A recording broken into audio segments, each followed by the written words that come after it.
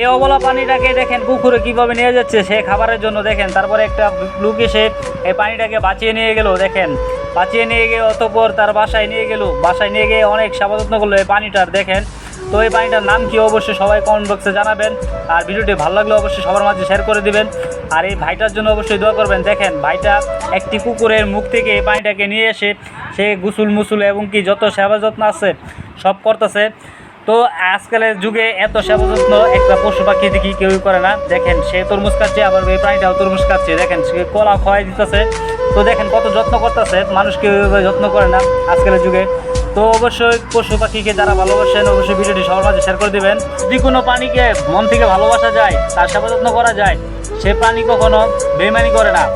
আর মানুষকে ভালোবাসা দিলে মন থেকেও সে মানুষ গাবদারি করে, বেইমানি হয়ে যায়। তো দেখেন তারা কতটা আপন হয়ে গেছে, তাদের মধ্যে কতটা মহব্বত।